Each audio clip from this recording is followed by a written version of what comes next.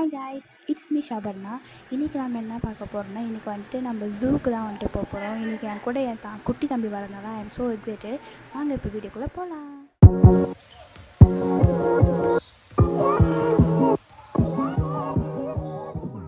எப்பயும் போல நம்ம போல ஸ்கின் கேர்லாம் போட்டுட்டு எங்கள் அம்மா ஹாய் சொன்னாங்க, அப்படியே நாங்களும் கிளம்பிட்டோம்.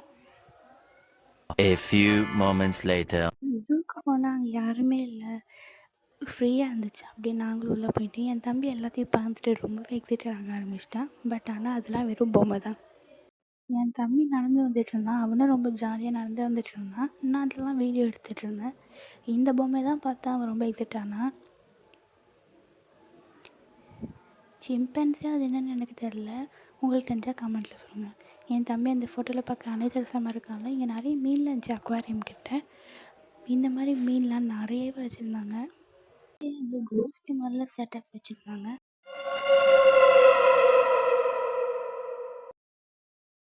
பாவங்க, இந்த மீன் கொஞ்சம் செத்துச்சுன்னு நினைக்கிறேன். என் தம்பிக்கு பிடிச்ச மாதிரி ஸ்பைடர் மேலாம் வச்சுருந்தாங்க. அப்படியே நானும் எங்கள் அம்மாவும் என் தம்பி அப்படியே பிடிச்சிட்டு போயிட்டுருந்தோம். கொஞ்சம் கால் வலிக்குன்னு உட்காந்துட்டு மயில் பார்க்க போயிருந்தோம். ஆனால் நாங்கள் போன இடத்துல மயில் கொஞ்சம் ராக்கையெல்லாம் வச்சுருந்துச்சு. அப்படி இந்த பக்கம் வெள்ளை மயிலும் இது பண்ணிட்டு இருந்துச்சு. என் தம்பி ரொம்ப எக்ஸைட் ஆகிட்டான். பின்னாடி கிட்டே ஒரு மயிலும் மானும் இருந்துச்சு. மானை நான் தொட்டு பாய் மச்சின்னு டக்கு அடித்தேன். என் தம்பி திரும்ப அதுவே கிட்டேயே வந்துடுச்சு. எங்கள் அம்மா தொட்டால் ஆனால் அது திரும்பிக்கிச்சு. அதுவே நான் தொட்டால் மட்டும் கொஞ்சம் நார்மலாக தான் இருக்குது. ஆனால் எங்கள் அம்மா தொடும்போதெல்லாம் அது திரும்பிக்குது, ஏன்னு தெரில. இது பேர் என்னன்னு தெரில, நான் பார்க்காம அப்படியே போயிட்டேன். இது பேர் உங்களுக்கு என்ன தெரிஞ்சால் சொல்லுங்கள். அப்படியே அங்கேருந்து கிளியெல்லாம் கொஞ்சம் பார்த்துட்டு கால் வலிக்குதுன்னு அப்புறம் சாப்பிட்டு உட்காந்துட்டோம். நாங்களே வீட்டிலேருந்து சாப்பாடுலாம் எடுத்து வந்தோம். சப்பாத்தி சன்னாவும் தான் எடுத்துகிட்டு வந்திருந்தோம். என் தம்பி அதை அழகாக பிச்சு போட்டு சாப்பிட்டுட்டு இருந்தான். சாப்பிட்றத விட வேஸ்ட் பண்ணது தான் அதிகம். நான் இந்த பக்கம் வீடியோ எடுக்கிறேன்னு என் தம்பி வேணும், நான் இந்த பக்கம் போனால் அந்த பக்கமும், அந்த பக்கம் போனால் இந்த பக்கமும் நடந்து என்னை வெறுப்பேற்றிட்டு இருந்தான்.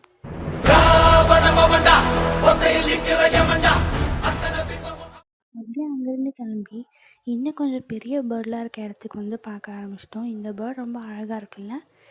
என் தம்பி அது கிட்டவான்னு கூப்பிட்டுட்டு இருந்தான். அந்த கிளி எப்படி சாப்பிட்றதுன்னு சாப்பிட்டு காமிச்சான் எல்லாருக்கும். அதே மாதிரியே அந்த கிளி அப்படியே தலையாட்டுன்னு என் தம்பி பண்ணி காமிச்சிட்டு இருந்தான். அதெல்லாம் பார்த்துட்டு அங்கேருந்து கிளம்புனா கொஞ்ச நேரத்துலேயே வந்துட்டு மான் இருந்துச்சு அங்கேயும் கிட்டவே, அதையும் பார்த்துட்டு இருந்தோம்.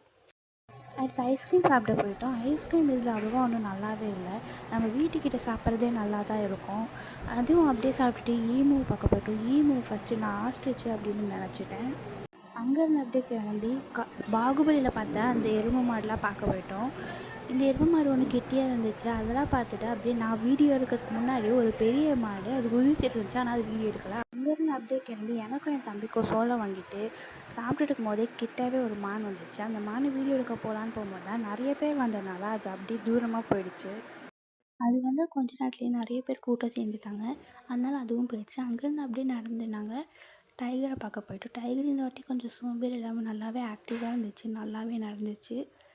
அங்கேருந்து அப்படியே கொஞ்சம் சிட் அவுட் மாதிரி போட்ட இடத்துல உட்காந்துட்டு இந்த கல் மேலே எப்பயுமே நாங்கள் வந்து உட்காருவோம், அதே மாதிரி உட்காந்துட்டு லைனை பார்க்க போயிட்டோம். லைன் இந்த வாட்டி ரொம்ப சோம்பேறி தூங்கிடுச்சு. லாஸ்ட் டைம் நல்லாவே கத்துச்சு.